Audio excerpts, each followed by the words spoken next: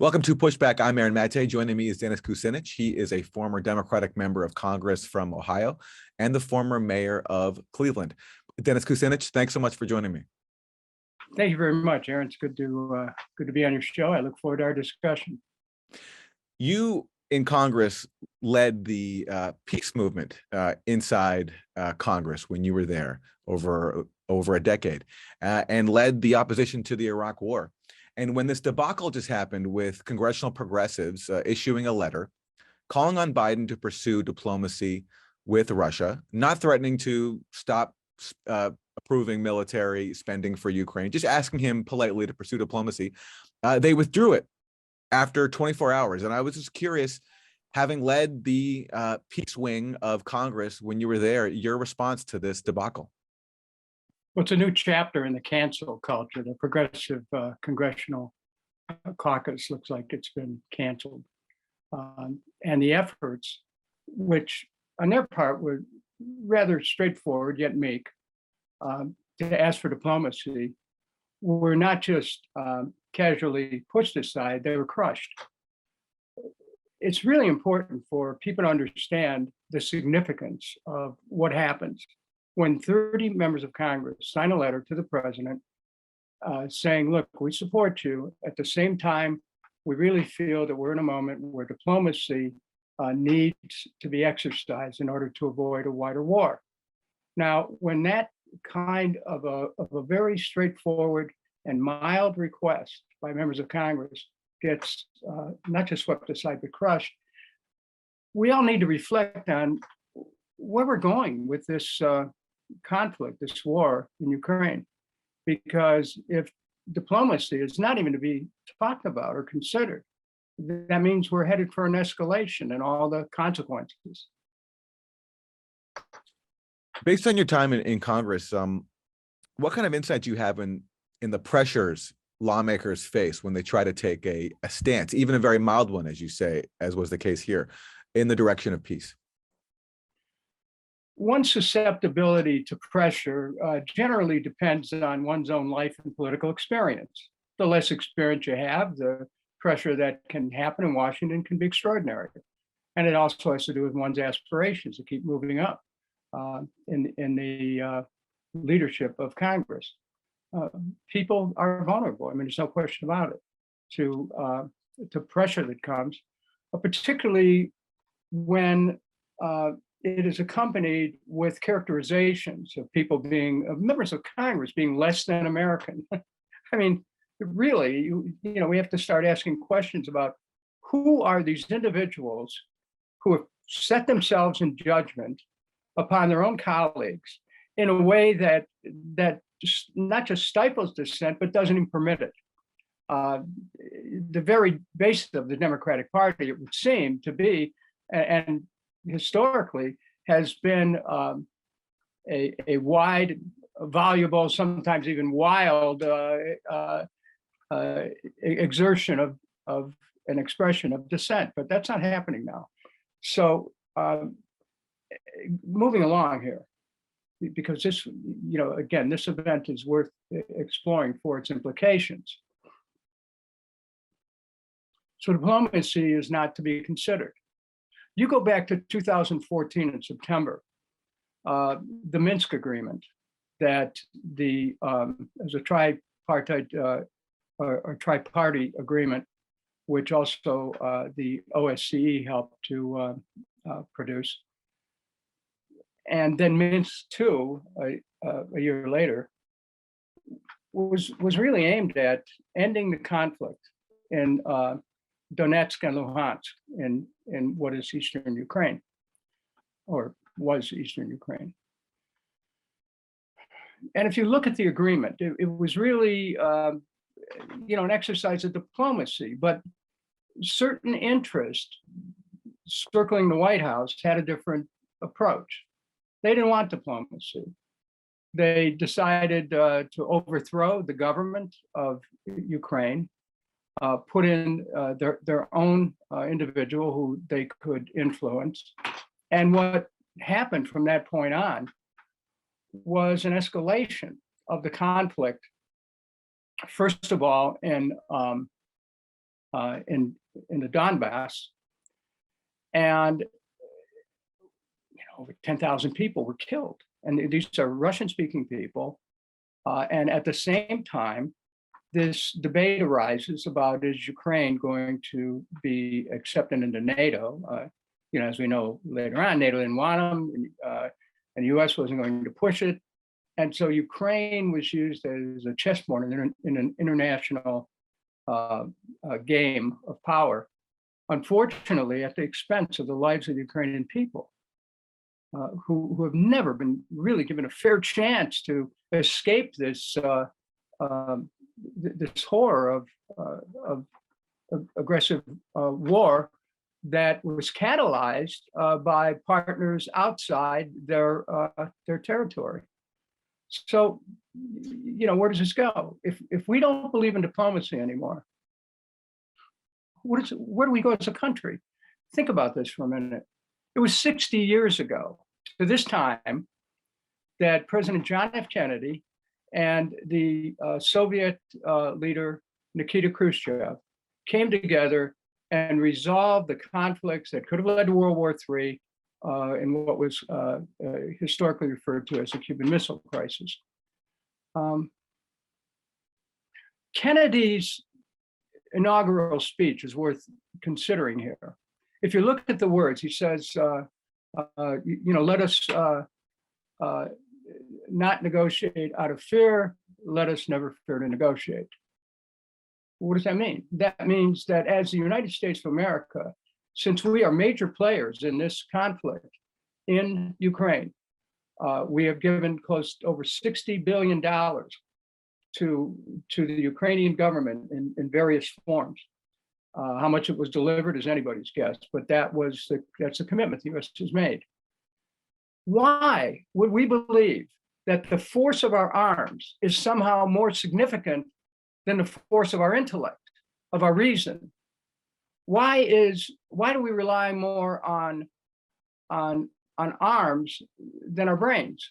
It really is a moment for reflection as to who we are as a country, and have we caught the advancing tide of geopolitical movement, which is away from a unipolar moment, which is more towards cooperation and a multipolar type world where there's not one center of power? We can no longer insist that it's our way or the highway. It's very dangerous and it's very expensive. And so I'm speaking out because, yes, you're right. I led the effort against the Iraq War, and there were 125 Democrats who voted against it, and there were many who voted against continuing appropriations. And I led the effort against the Libyan War and a number of other conflicts, because I just see the stupidity of it, and also, the lies that were told to the American people behind those efforts. So we're in a moment of danger right here, and the congressional, the members of Congress who were basically swept aside for their opinions really represent a lot of Americans who've been raising questions about where's this whole thing going. And you mentioned, you leading opposition to the war on Libya. That was a war carried out by a president from your own party, by President Obama, who was a Democrat. And now you have a situation where Democrats seem on Ukraine unwilling to challenge Biden in any meaningful way. I mean, this is a counterfactual, but do you think if we were under a President Trump right now, overseeing a similar policy, do you think the Democratic stance in Congress would be the same, supporting it fully? I mean, one cannot discount that partisan considerations attend any major political decision. You're right that Democrats lined up primarily behind President Obama. But there are also a number of Democrats who lined up, including the leader, the Democratic leader at the time, Richard Gephardt, who lined up with President Bush in the attack on Iraq. Yes, partisan politics can play a role, If President Trump was in right now, given the level of polarization that exists in this country, I think that you'd find that many Democrats would find a reason to oppose the action that a Trump presidency would take, even if it, was similar to what we know now the Biden presidency is taking. There's a larger question here.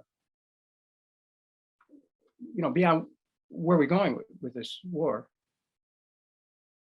What now is America's role in the world? What is the appropriate role for the United States in the world? Is it to be the policeman of the world? Is it to stand astride the events of our time like a colossus, or worse than that, a cyclops who swings wildly and occasionally hits a mark that creates damage to oneself? See, this is the discussion we need to have. This goes way beyond discussions of war and peace.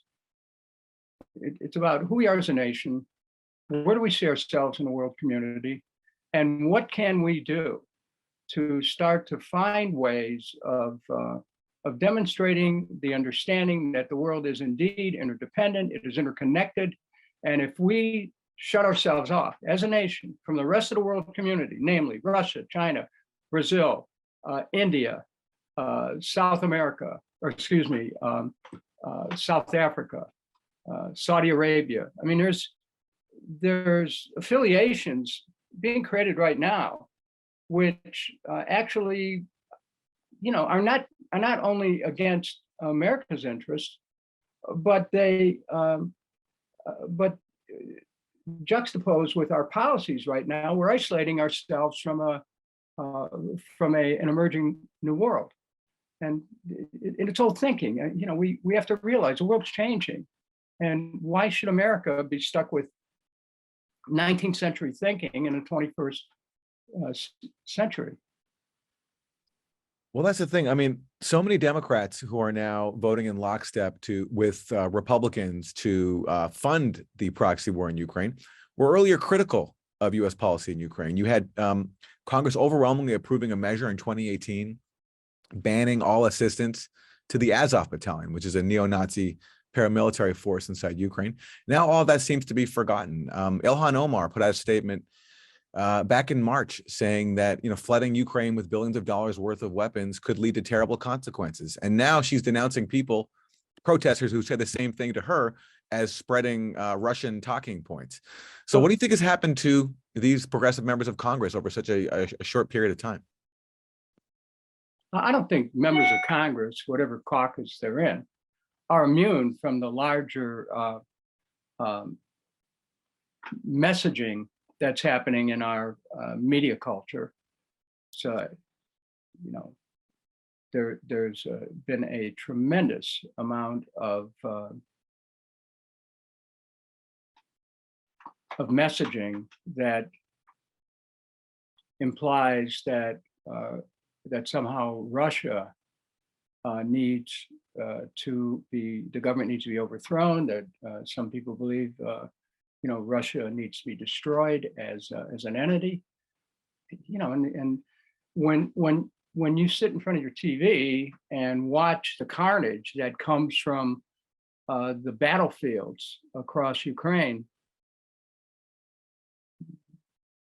nobody's going to have any warm and fuzzy feelings for Russia. I mean, frankly, it's impossible. If you just deluge with that day in and day out. But do you think Americans know how this started? No. Do they understand what happened in 2014 when the U.S. engineered a coup and overthrew the Ukrainian government? Do they understand that it was the U.S. that was helping to fund efforts that ended up in Russian-speaking Ukrainians in the eastern part of the country being killed? No, people don't know that. But do members of Congress not know that? Aaron, let me just continue. So these, members of Congress who, may rely strictly on the media for their own information about what's going on, although there's many other sources, might just go along with it. It's the same thing that happened to many during Iraq. Now, I'm not excusing it, but I'm saying you got to understand how this happens. And you know, and people who are in Congress are, some of them are much like their constituents, are worried, but you have to go beyond that. You're a leader. You have to think about where your actions, where your votes take the country. And right now, that's not being considered. Democrats are in lockstep for continuing a war, which will lead to expansion of the war. And my call for diplomacy is, you know, is no different than what President Kennedy was talking about in 1961, what President Nixon was talking about in 72 with respect to China, what President Carter was talking about at the Camp David Accords, what was spoke about in by leading diplomats in the Dayton Accords. I mean, you can go on and on. This is not like something that's new to our experience, but what seems to have been forgotten. And you know, you only have to look at Gore Vidal's work when he wrote this little pamphlet called "The United States of Amnesia." Is that we're a player in the world in a way that isn't always positive. And when that happens, it's up to Congress to correct the direction of the country.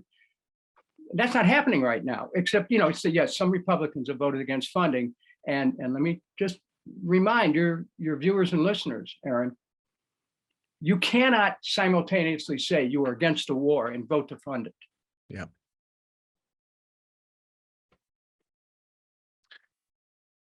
There was an article recently by Fiona Hill, a former White House expert under the Bush and Trump administrations, who wrote that, according to her sources, speaking to U.S. officials, that there was an outline of a peace agreement reached between Ukraine and Russia back in April. And she didn't say what happened to that peace agreement, but we know from other reporting in the Ukrainian media, citing sources close to Zelensky, that Boris Johnson came over from the UK and told Zelensky that if you sign a deal with Putin, we will not back you up on it. And it's not the time to negotiate with Putin. It's the time to press him. And I was surprised that this letter calling on Biden to negotiate with Russia didn't mention that episode, because it did mention some public reporting and some statements from Biden favoring diplomacy. And I'm just wondering if you think there's a fear right now in Congress of acknowledging facts that are in the public record that contradict the dominant line that the U.S. Really wants to seek peace inside Ukraine and is doing this in the best interest of the Ukrainian people. Well, you've just described an example of he who pays the piper calls the tune. And what we're looking at is not just the discussions that happened in April, but you go back half a year earlier, almost a half year earlier, Russia started discussions. They wanted to meet and find a way to settlement. And this was in December of 2021. Now, look, you know, once the United States conjures an enemy, and you know, I saw this firsthand in Iraq, Saddam Hussein, in Libya with Gaddafi, in Syria with Assad, and on and on and on. When you make that enemies of the month or the enemies of the year club, all hell breaks loose, and the goal is then to wipe you out. Okay. Now, the blowback nobody thinks about. I mean, you could look at the U.S. sanctions and how they have actually resulted in people in Europe freezing this winter, and you will find and had a direct relationship to the increased price of gas over the summer, which of course has had a knock-on effect in fueling inflation. I mean, you know, it's like we haven't really had a moment for reflection about how our actions are having an effect that's reverse of what we thought it would be. And that meeting that you talk about in April, you know, the president of Ukraine is simply, you know, he's boxed in. He's going to do what he's told. And that's why this idea that, well, let Ukraine decide. Look, the man who's in that position right now is going to do what he's told by the U.S. And if the U.S. tells him, don't agree to anything, He's going to do that. He won't agree to anything, even if the carnage across the country continues. And I have to tell you, when I was in Congress, I had a very large Ukrainian constituency and a smaller Russian constituency, and I had the opportunity to visit Ukraine and visit Russia. It is heartbreaking, absolutely heartbreaking, to see the devastation that's been wrought, and all of these civilians have been killed. It wasn't necessary, could have been and should have been avoided. And it is just another sorry chapter in the failure of leadership, in the failure of diplomacy, in twisted thinking that invites the virus of megalomania. We need to take a totally different direction in the world. And we really need to pay attention to that biblical injunction about blessed are the peacemakers. We have an obligation to the world community to go with these rhythms of change, and not to try to continue to insist on a unipolar world with an American imperium. It doesn't work anymore. We're past that stage. The leader of the Congressional Progressive Caucus, Pramila Jayapal, blamed some staffers for this debacle, saying that the letter was released without proper vetting. Do you buy that excuse?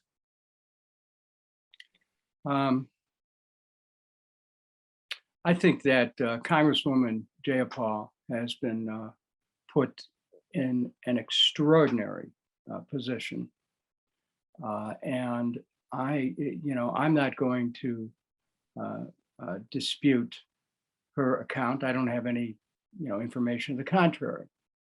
But I do want to say the fact that it would come to this kind of consideration where she would be put in this position takes us to the larger question about what is happening with the Democratic Party, that it tries to squeeze out people of goodwill, people who want to see an end to a war which has killed over 15,000 Ukrainian civilians and tens of thousands of Ukrainian troops and Russian troops. What's wrong with a simple request? And so for that and her work, she is being chastised and even castigated by Democratic leaders. I want to say to her that thank you for trying, and it's been an instructive moment when we see how you and 29 other members of Congress have been treated for your efforts on behalf of a peaceful resolution. Thank you, Congresswoman Jayapal, for at least making the effort. But look, as somebody who served in there, I understand totally what's going on there, and I am opposed to the kind of pressure that's being put on members of Congress not to speak their mind in the interest of their constituents and in the interest of America and the world. I mean, the pressure was, I guess, so strong that people like Jamie Raskin, who signed it, immediately put out a statement welcoming the fact that it was retracted and saying that retracting it was the right decision. Well, here again, Congressman Raskin, who is a decent person and wants to do the right thing, he came up against this same onslaught. And, he's led various Democratic efforts over the last year. And I think it's pretty clear that when one signs a letter and you're part of the group and you're told you either take your name off that letter, or issue another statement, or have the letter retracted, another statement's going to be made. And so but it's really important to move away from a discussion about the individuals here and go to the larger question: where is this going? Who are we in the world? How can we find a way not just to settle this conflict, this war, to heal things in the region? There have been many different suggestions about how to do that, and to move from that into a condition where we understand that the world's changing and we're no longer trying to muscle other nations, like China, for example, over Taiwan. It can do no good for the United States and our own security for us to continue to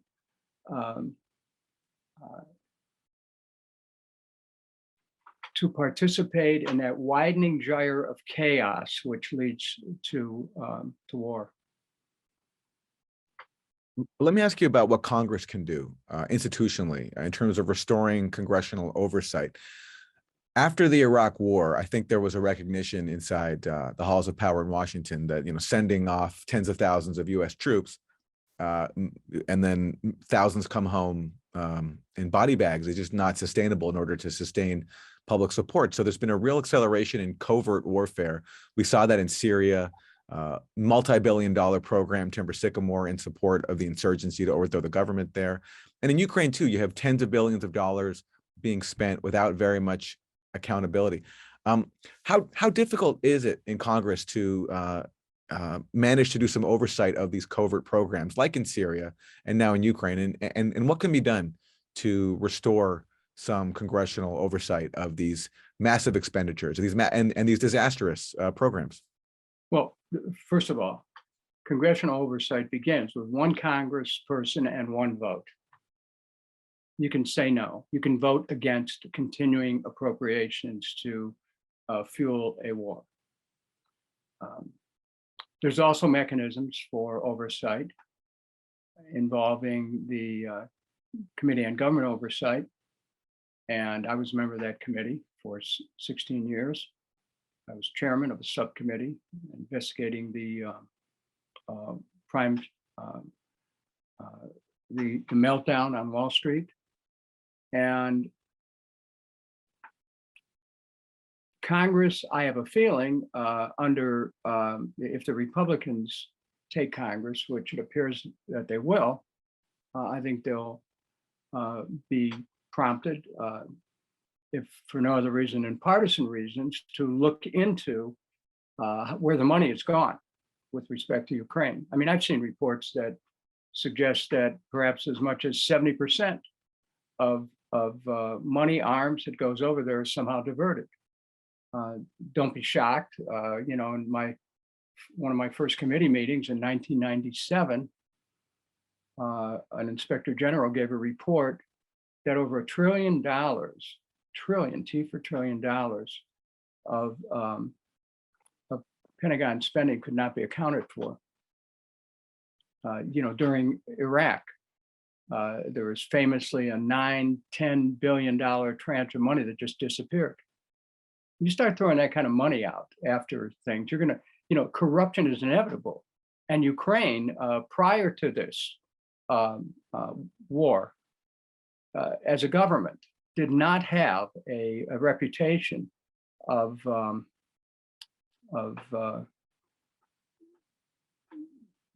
integrity, to put it mildly.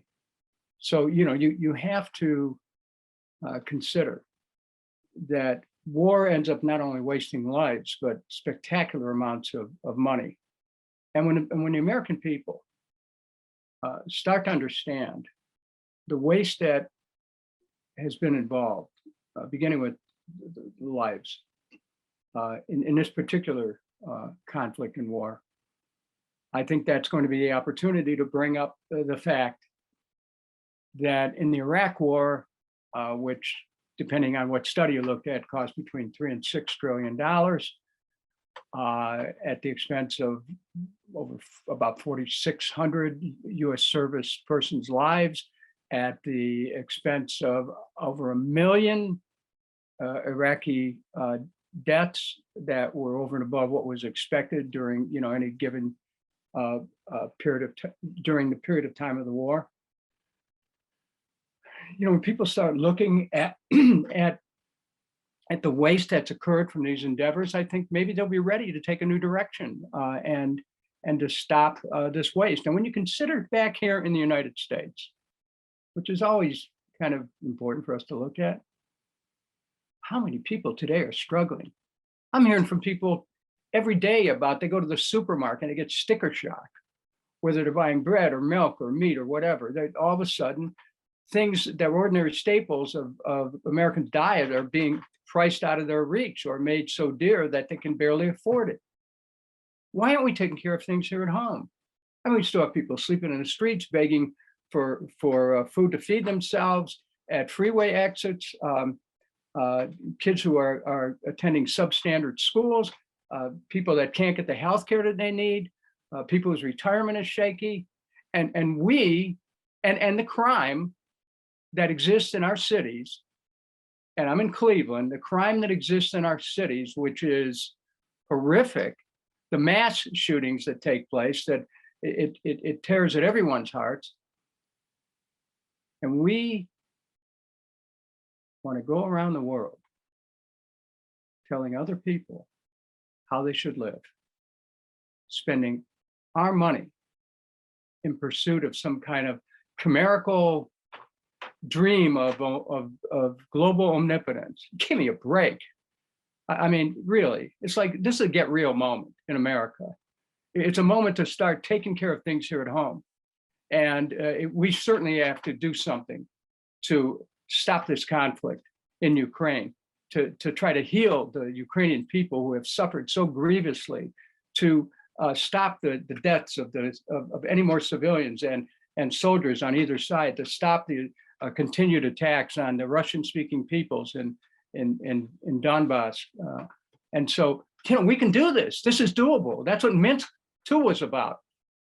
It's not like we're going to, recreate or that we have to create something anew. We can simply use a lot of the intelligence that's out there, but there has to be a willingness to do it. And it's not right now, for whatever reason. We need to find that out, and maybe a new Congress will ask the questions that this Congress isn't asking. I want to ask you a quick question about Syria. When you were in office, you warned against Obama's potential bombing of Syria back in 2013 after Syria was accused of using chemical weapons. And you famously said that the US was at risk of becoming al-Qaeda's air force. And that was because the insurgency in Syria was dominated by al-Qaeda. And now we know from declassified US documents that have come out that the US administration was well aware that the insurgency was dominated by al-Qaeda. Jake Sullivan wrote to Hillary Clinton, al-Qaeda is on our side in Syria. The Defense Intelligence Agency wrote up a memo in 2012 warning that al-Qaeda was dominating the insurgency. So you saw this back then, but I'm wondering, was there an awareness among your colleagues in the administration that the insurgency in Syria that the US was supporting was dominated by al-Qaeda? And did anybody, aside from yourself, raise concerns about this, about siding with the— Tulsi Gabbard and I were the two who raised the concerns. And no one else cared? No, it becomes, all of these things go into a black hole. And there's a black hole and then there's a memory hole. And what's happening right now goes into a black hole. And then if somebody brings it up, they throw it back into a memory hole. We have a real problem with integrity in our governance. I mean, think, again, people who are watching or listening to this, think about this. Al-Qaeda was involved in 9/11, okay? We blamed Iraq. And then we turned around and funded these terrorists to attack another country. I mean, there's a dirty game being played here. And it's being played by our own government with our tax dollars, I might add. And yes, I knew. And how did I know? Just have my eyes open. I mean, if you don't take the Kool-Aid that's passed out, during breaks between votes, you can find out what's happening. I'll give you an example. October 2002, anyone wants to go on the internet and type in Kucinich Iraq analysis, October 2nd, 2002, we'll see that months before, weeks before the US voted to go to war against Iraq, months before the war started, I put in the hands of over 200 members of Congress an analysis that said Iraq had nothing to do with 9/11. Iraq doesn't have weapons of mass destruction. They have no intention or capability of using anything against the United States. And what is this all about? But that was the central thesis of George Bush's war. And even when I presented articles of impeachment against him and Dick Cheney for pushing the war based on false pretenses, the Democratic leadership was involved in shunting the effort towards an impeachment. So there's never been any accountability. And so how did I know about Syria? My eyes were open. Why did I vote against the Patriot Act? Because I read it. So, if you're in Congress, if you're in any position of leadership in the government, you have to pay attention. And you can't just take things at face value. You can't sit at a table and have people come into the room with their letters, their ribbons, and everything else. And just because they appear to be smarter or have more experience, that you don't ask questions. Like General, you showed us an image of a missile hitting a missile in the sky. General, was that one missile programmed to hit the other missile? This is, people are swallowing schools of whales or pods of whales every day in DC. It's just a sad occasion, and members get shoved aside in favor of this this growing thing, these thought forms that keep pushing us towards war. I mean, we're playing in the flash of World War III right now, and it's totally unnecessary. Totally unnecessary. Did you see this news recently with Senator Patrick Leahy? He has a new memoir out, and he writes in it that during the lead up to the Iraq War, that he was approached by some people who he didn't know who they were, but he suspects they're intelligence operatives. And they told him to go into a SCIF, a classified setting, and read some files that they said would contradict what Dick Cheney was saying publicly about the war. And he went and he read those files, and yes, he saw that Cheney was lying. He voted against the war, but he didn't make any of this public until now. And I'm wondering if you had any reaction to that. Well, I know Pat Leahy, great guy. And it's an interesting story. And I've read of it. I haven't read the book yet, and I'm sure it'd be interesting to read. Here's the game that's played. You go into these secret briefings, and they give you information that you can't discuss outside, or you violate the rules. You have to sign a paper, that you, at the beginning of every term, members have to sign a paper that they agree to secrecy, okay? I never went to those briefings. I never signed any of those papers. And I knew they bring you into these briefings so you feel important, but they're lying to you. And Pat Leahy just proved that. And thank you, Senator Leahy. They just lie. That's what they do. I mean, if I wanted to find out what was happening, I can just go to the New York Times, and what would happen, excuse me, no offense, but what would happen then is that intelligence would be leaked to the New York Times. So you go into the committee, check this out, and you read the same thing that was in the New York Times, but because you went into the committee and it was said in the committee, you can't talk about it. I mean, this is the kind of, this is the way they handcuff members of Congress. Now, that's why I never went to those meetings. As we wrap, you were vilified for taking very courageous stances in favor of peace and against war. And right now we're in a country where the anti-war movement is feeling pretty decimated. We're not at the level we were of the Iraq era, where hundreds of thousands of people were getting out on the streets. So as we wrap, your thoughts on how we can revive the anti-war movement, and any other thoughts you want to leave us with? First of all, can you hear my dogs barking? Yes, but that's okay. It's okay. Yeah, the first thing that we need to do is to quit describing a stand for peace as anti-war, because that semantic construction carries with it the kind of polarity that we're seeking to avoid. Because war really is an expression of polarized thinking, us versus them, whoever they are. We really need, as individuals and collectively, to begin to see the world as one, to see the world as interconnected and interdependent. And our goals should be human unity, not homogenized, not that we're seeing the world merge into one econotechnic system, to respect all cultures and the diversity of cultures. But we need to reformulate what this movement is about to protect humanity, to create human and ecological security, because it's about the planet in which we live too, which war could destroy, because war is ecocide. So, you know, we are at an inflection point right now in the history of this country and in human history, where we have an opportunity to create anew the world, to create the kind of world that we'd be proud to give to our children, our grandchildren, and their children. But we cannot do that through squelching dissent. We cannot do that through ignoring initiatives to encourage diplomacy, to bring about settlement of conflicts. You know, we are enjoined by the scriptures to make peace with our brothers and our sisters. It's a good time to start thinking about that. Dennis Kucinich, former Democratic member of Congress from Ohio and former mayor of Cleveland. Thank you so much. Thank you very much, Aaron.